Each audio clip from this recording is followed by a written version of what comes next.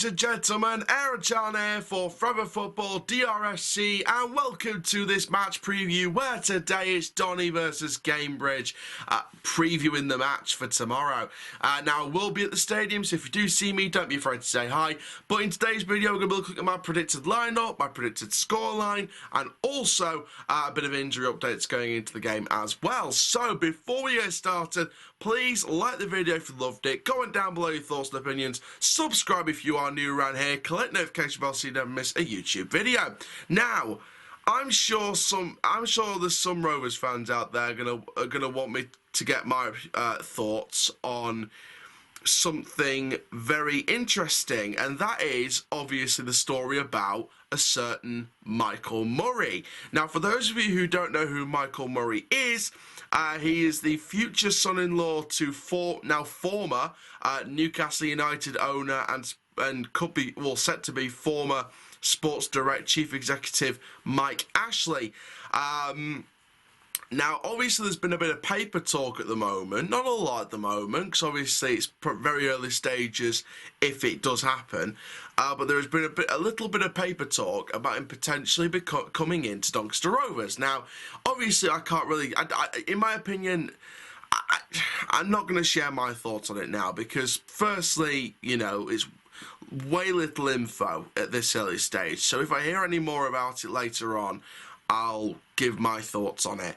And also, there's a chance of it not happening. So, obviously, you know, there's a 50-50 situation here. So, if you want my early thoughts on it now, let's just see what happens. That's what I say. Let's just see what happens with that.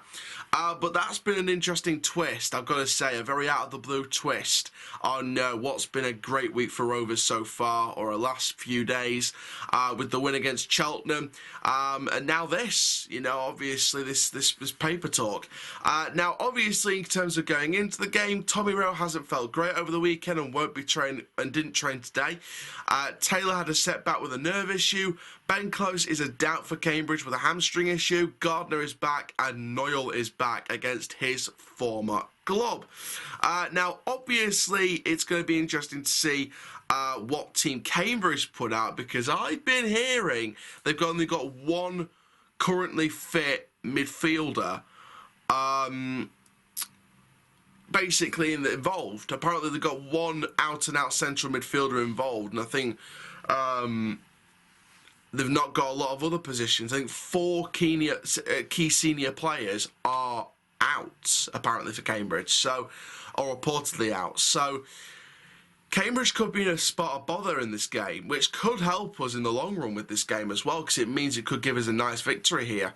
But I'm very excited to see what's going to happen. Now, going into our team news then, taking all of our team news into account, Close being a doubt, Noyle back, Gardner back, Rowe being a doubt, things like that, Taylor not being involved again. I've gone with the 4-3-3, which could transfer into a 4-2-3-1. I've gone with Dahlberg in goal. I've gone with Olowu at left back, because he pretty much was at left back against Cheltenham, playing out of position, and did a wonderful job. Anderson, Williams, and Noyle. In the midfield, I've gone with Smith and Bostock as the deeper ones. And I've decided to go with Galbraith as the advanced midfielder. Now, some of you may be thinking, why not play Bostock more advanced? I think his physical nature is more at the just sort of holding midfield stage. So I think Bostock as a central midfielder, with Matt Smith as the box-to-box style and Bostock as the ball-winning midfielder. I think that would be the partnership I'd go for. And with Galbraith's attacking ability, I think playing him more advanced, if Close isn't fit for this game, then I'd go with that.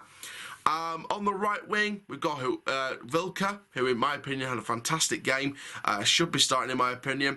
Huwula on the left, and I've gone with Dudu up front. Obviously, so you got Chakir being an impact sub, you've got Gardner back on the bench, we're not going to have Taylor on the bench, there'll be other players on the bench as well. So, obviously, it's a bit interesting, this lineup. It's going to be interesting to see what team he actually goes with tomorrow.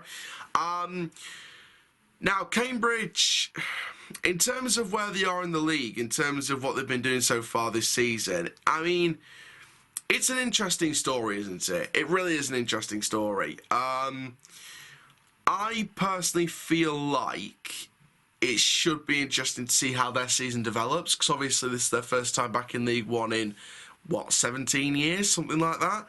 And I think that I think Cambridge should be interesting. I think, again, they're one of the teams sort of between 16th and 22nd that we have to play in this next run of games. Cambridge are in 18th. They are 15 points, so we'll be 2 points behind them if we win with the game with a game over them. Well, no, actually, no, the same games as them by the end of tomorrow, so should be good there. So by the weekend when we play Charlton, we could be a point behind the relegation, a point inside the relegation zone, depending on other results. So, very interesting there.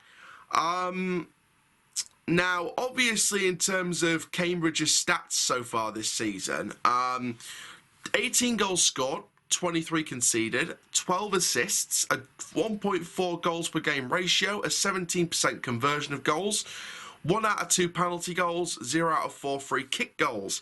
44.2% average ball possession. 2 clean sheets all season. 1 last man tackle, 2 off the line clearances. They've had 1 red card all season, 9.8 fouls per game ratio, winning 50% of their duels per game, 50.7% of ground duels won, and 49.3% of aerial duels won. So obviously they're a very interesting team, a very mixed team. I think they're where people expect them to be at the moment. Whether they improve, whether they decline and be in the relegation battle, I don't know. But I think it's too early to call the relegation battle. It's too early to call anything in leagues this season at the moment. We're not even halfway through the season yet. So I would say that probably Cambridge is going to be an interesting one.